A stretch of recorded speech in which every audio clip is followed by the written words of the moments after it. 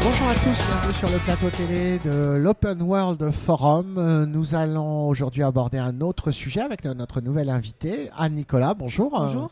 Alors, vous travaillez pour une communauté qui s'appelle Mageia. Tout à fait. Alors là, nos auditeurs doivent se dire, mais alors, Mageia, jamais entendu parler, qu'est-ce que c'est que la promotion de ce truc nouveau? Mageia, en fait, c'est un fork de Mandriva. Tout à fait. On se rappelle de Mandriva. Moi, j'avais quitté Mandriva dans ma tête à une époque où il y avait de nombreuses difficultés financières. On savait pas bien ce que ça allait donner. Expliquez-nous un petit peu ce qui s'est passé et ce qui vous a donné envie de créer ce fork Mageia. Alors, ce fork Mageia, effectivement, est venu tout un lot d'incertitudes qui résidaient chez Mandriva. J'étais moi-même employée par une filiale de Mandriva. On estimait effectivement qu'il y avait eu 12 ans de travail énorme réalisé sur cette distribution et qu'il fallait pérenniser. Et pour pérenniser cet effort, on voulait s'abstraire finalement de la présence d'une entreprise qui avait effectivement des hauts et des bas au niveau économique. Et on a décidé effectivement de forker, c'est-à-dire de reprendre la distribution Mandriva Linux à un moment donné, à partir d'une copie simplement, puisque la licence le permet, et de monter un nouveau projet à partir de là, uniquement communautaire, et au sein d'une association. Donc le projet s'appelle aujourd'hui Mageia. Alors c'est très à la mode parce que finalement ce que vous avez fait, des gens de la communauté MySQL l'ont fait au moment du rachat par Oracle. Ils avaient accepté le rachat par MySQL, ils n'ont pas accepté le rachat par Oracle. On a appris hier que la communauté OpenOffice était en train de faire la même chose parce que là aussi ils ne sont pas d'accord avec les orientations d'Oracle. Donc finalement, alors pour ceux qui ne connaissent pas tous ces termes-là, un fork c'est que vous avez la possibilité de reprendre le code source initial et de créer pour l'instant exactement la même chose. C'est une copie conforme. Tout à fait.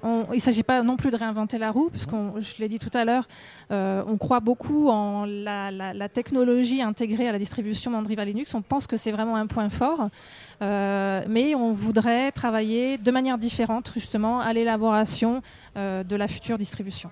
Alors Mageia, ça va être une association, loi 1901, donc à but non lucratif, c'est ça ? Tout à fait. Qui regroupera la communauté. Les développeurs, en fait, c'est les développeurs de la communauté qui seront les membres de l'association ? Alors les membres de l'association, en fait, ça va recouper l'intégralité du scope finalement de gens qui touchent de près ou de loin une distribution. Donc ça va être des développeurs, des gens qui font du packaging logiciel, des testeurs, des traducteurs, mais c'est aussi des utilisateurs. Parce qu'aujourd'hui, ce qui fait la force d'une distribution, c'est la capacité de sa communauté d'utilisateurs à faire la promotion de cette distribution. Donc ils ont une partie tout à fait prédominante et essentielle dans l'association. Alors, on peut se poser la question, pourquoi une association ? Vous pensez qu'aujourd'hui, c'est le meilleur moyen de travailler ensemble sur un projet comme celui-là ? Alors, il se trouve que effectivement, les valeurs du libre aujourd'hui font que ça peut être un petit peu exigeant sur la nécessité donc du partage, de la pérennité du logiciel, etc. Et étant donné l'historique et les difficultés qui ont été rencontrées du temps de Mandriva, on a estimé effectivement qu'un projet communautaire était plus adapté. Et l'association est là uniquement pour, je dirais, encadrer l'utilisation des ressources, l'organisation, de manière à ce que, oui, on est dans un projet communautaire, mais organisé et pérenne. En même temps, aujourd'hui, il faut bien vivre. Vous étiez vous-même employé d'une société qui travaillait sur Mandriva. Vous avez peut-être envie un jour de retrouver un job et de retrouver un salaire. Ce serait bien, oui. Donc il faut bien que tout ça vive. Comment est-ce qu'on génère du revenu dans cette organisation purement associative ? Alors l'association, c'est une chose. Elle produit effectivement un produit qui s'appelle Mageia, qui est une distribution. On peut parfaitement envisager une structure commerciale qui va agir en périphérie de cette association, qui va s'appuyer sur la distribution qui s'appelle Mageia et qui va proposer tout un tas de services comme du support, du consulting, du développement, de manière à aider l'entreprise à prendre ce produit communautaire qui a énormément de force et l'intégrer dans l'ensemble de la panoplie de solutions qu'elle peut avoir.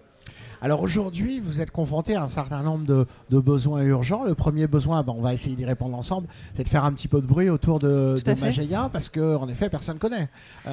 Alors personne ne connaît à l'extérieur. Dans le petit monde de l'open source, j'avoue qu'on a été très agréablement surpris par les retours.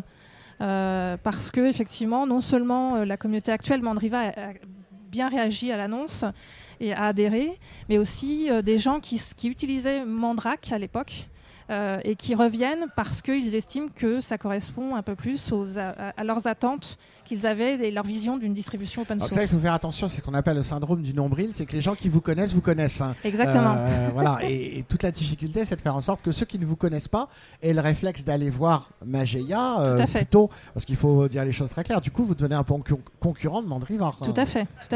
Donc, comment est-ce que vous allez faire pour essayer de promouvoir cette nouvelle marque, parce que ça coûte de l'argent aussi, tout ça. Alors, on commence finalement très petit, puisque l'initiative s'est faite quand même en très peu de temps. On a lancé un appel aux dons qui, pour le moment, qui répond extrêmement bien. On a eu aussi des solutions pour nous permettre d'héberger l'intégralité de nos infrastructures. Et puis, on va essayer de pérenniser ça en faisant, pourquoi pas, adhérer des entreprises. À l'association. Et puis on se rend compte finalement aujourd'hui qu'il y a beaucoup d'utilisateurs qui comprennent le fait que du logiciel libre c'est pas forcément gratuit et que je peux, pour supporter la distribution que je préfère, mettre un petit peu d'argent tous les mois par exemple, mais dans la mesure où je sais que cet argent va être utilisé de manière transparente et en conservant un certain nombre de valeurs. D'accord. Donc ça, on a beaucoup de retours sur ce point-là. Et ça, vous pensez que ça vous permettra de générer suffisamment d'argent pour éventuellement payer des gens qui vont de manière permanente travailler à la distribution ? Alors, dans l'immédiat, non, dans le sein de l'association. Par contre, dans le cadre d'une structure commerciale qui proposera des services peut-être plus traditionnels, là, on pourra effectivement dégager des revenus et ces revenus pourront éventuellement être utilisés pour financer des développements supplémentaires sur la distribution, donc une contribution. Alors justement, très bonne transition. Est-ce que vous avez déjà pensé à ce qu'il faudrait faire évoluer à l'intérieur de Mageia pour que ça continue à répondre aux besoins ? Parce que en même temps, peut-être que Mandriva est en difficulté depuis quelque temps, ça manquait peut-être un petit peu de développement. Donc peut-être que vous avez envie de faire des nouvelles choses. Alors oui, il y a plein de choses. On veut faire plein de choses. Mais entre autres, il y a un énorme point fort aujourd'hui, c'est le centre de contrôle de configuration du Linux. Et aujourd'hui, c'est le faire évoluer, le rajeunir un peu, parce que c'est vrai qu'effectivement, il est un petit peu vieillissant. Et puis pourquoi pas s'orienter vers des architectures aujourd'hui qui sont de plus en plus utilisées, comme les tablettes, par exemple. Et puis s'orienter aussi vers l'ouverture, vers des services comme le cloud, etc. Donc tout ça, c'est des orientations qu'on va définir dans les semaines à venir. Vous allez avoir un vrai fonctionnement associatif, participatif. Tout à fait. Vous allez vous réunir de manière régulière ? Alors, des réunions un petit peu particulières puisqu'elles seront virtuelles, parce que la communauté de Mandriva est internationale, de Mageia, pardon. Elle est internationale, c'est-à-dire aujourd'hui, c'est beaucoup en Europe, en Amérique du Sud. Donc, dans ces cas-là, on ne peut pas faire de vraies réunions. Il n'empêche que ce sont des gens qui sont habitués à travailler de cette manière-là, distante. Et effectivement, oui, on aura des réunions par groupe d'intérêt, on aura un board pour gérer l'association, pour prendre des décisions stratégiques. Donc oui, surtout beaucoup de communication, sans doute ce qui nous a manqué. Parfait. Écoutez, on espère avoir apporté notre petite contribution. Bonne chance en tout cas dans ce nouveau projet, c'est courageux. On va continuer d'ailleurs. Si on a envie d'en savoir plus, le site web mageia.org. Et on rappelle Mageia, c'est M-A-G-E-I-A. Tout à fait. Parce qu'en effet, il ne faut pas se tromper dans l'orthographe. Anne-Nicolas, merci beaucoup. Bonne chance, bonne continuation. Et on se retrouve très bientôt pour une nouvelle interview sur le plateau de Open World Forum.